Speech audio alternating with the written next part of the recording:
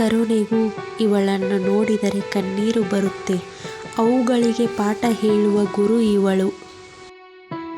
ಜಗತ್ತಿನಲ್ಲಿ ನಾನು ಬೇಡದೆ ವರವ ನೀಡುವ ಏಕೈಕ ದೈವ ನನ್ನ ತಾಯಿ. ಕಣ್ಣಂಚಿಗೂ ಕಾಣದ ಮುಗಿಲು, ಎದೆಯ ದನಿಗೂ ಮಿಗಿಲು.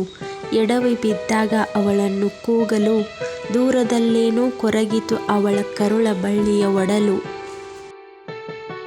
ಹಣ ತೀರಿಸಿದಷ್ಟು ಸುಲಭವಲ್ಲ ಆಕೆಯ ಋಣ ತೀರಿಸುವುದು. ಸರ್ವವೂ ಅವಳೇ, ಸರ್ವಸ್ವವೂ ಅವಳೇ.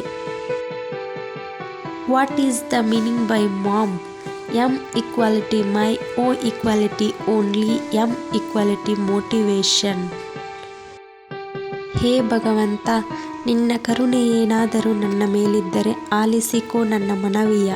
ನನಗಾಗಿ ಅಲ್ಲ ಭಗವಂತ, ಎಲ್ಲವನ್ನು ನನ್ನ ಮಾತೃಶ್ರೀಗೆ ಕೊಟ್ಟು ಬಿಡು. ನೀನು ಕೊಟ್ಟಿರುವ ಪ್ರತಿ ರಕ್ಷೆಯಲ್ಲಿ ನನಗೆ ಅಂತ ಒಂದು ಪಾಲನ್ನು ಅವಳು ಖಂಡಿತ ಎತ್ತಿಟ್ಟಿರುತ್ತಾಳೆ. ಈ ಮಮತೆಗಿಂತ ಈ ಜೀವಕ್ಕೆ ಹೆಚ್ಚೇನೂ ಬೇಡ. ಭಾರವಾದ ಬದುಕಿಗೆ ಧೈರ್ಯ ತುಂಬುತ್ತಾ ಬದುಕನ್ನು ಹಗುರಾಗಿಸಿದಳು ನನ್ನವ್ವ. ಮಕ್ಕಳ ಎಲ್ಲ ತಪ್ಪುಗಳನ್ನು ಕ್ಷಮಿಸುವ ಜಗತ್ತಿನ ಬಹು ಸುಂದರ ಏಕೈಕ ಸ್ಥಳವೆಂದರೆ ಅದು ಅಮ್ಮನ ಮಡಿಲು ಮತ್ತು ಅವಳ ಹೃದಯ ಮಾತ್ರ. ಹೇ ಹುಚ್ಚು ಮನವೇ, ಕಾಡಿಬೇಡಿ ಯಾಕೆ ಪಡೆಯುವೆ ಬೇರೆಯವರ ಪ್ರೀತಿಯನ್ನು. ಬೈದರೂ ಹೊಡೆದರೂ ಉಸಿರಿರೋವರೆಗೂ ನಮ್ಮನ್ನೇ ಪ್ರೀತಿಸುವ ದೇವತೆ ಅವಳು. ಮನಸಾರೆ ಪ್ರೀತಿಸು ಒಮ್ಮೆ ಅವಳನ್ನು, ಗೆದ್ದು ಬಿಡುವೆ ನಿನ್ನ ಬದುಕನ್ನು. ಗರ್ಭದಲ್ಲಿ ಕರುಳ ಕುಡಿಯನ್ನು ಹೊತ್ತಿರುವ ಪ್ರತಿ ಹೆಣ್ಣಿಗೂ ಒಮ್ಮೆಯಾದರೂ ಅರಿವಾಗುವುದು, ತನ್ನಮ್ಮ ತನ್ನ ಹೊತ್ತಿರುವಾಗ ಅದೆಷ್ಟು ಕಾಳಜಿ ತೋರಿರಬಹುದು, ಪ್ರೀತಿ ಸೂಸಿರಬಹುದು, ತ್ಯಾಗ ಮಾಡಿರಬಹುದು, ಭಗವಂತನಲ್ಲಿ ಪ್ರಾರ್ಥಿಸಿರಬಹುದು ಎಂದು.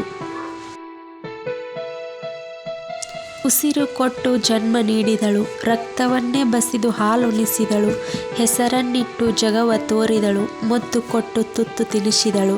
ಅಮ್ಮ, ನಿನ್ನ ತ್ಯಾಗಕ್ಕೆ ಸರಿಸಾಟಿ ಯಾವುದಿಲ್ಲ ಈ ಜಗದಲ್ಲಿ.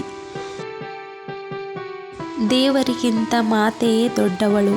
ದೇವರು ಕಷ್ಟ ಸುಖ ಕೊಡುತ್ತಾನೆ, ಆದರೆ ತಾಯಿ ಯಾವಾಗಲೂ ಮಕ್ಕಳ ಸುಖವನ್ನು ಮಾತ್ರ ಬಯಸುತ್ತಾಳೆ. ದೇವರಲ್ಲಿ ನಾನೆಷ್ಟು ಬಾರಿ ಬೇಡಿದರೂ ಮೊದಲ ಬೇಡಿಕೆ ನನ್ನ ಅವ್ವನಿಗೆ ಮಾತ್ರ. ನಾವು ಗೆಲ್ಲಲೇಬೇಕು ಈ ಜಗದಲ್ಲಿ, ಸಾಧಿಸಲೇಬೇಕು.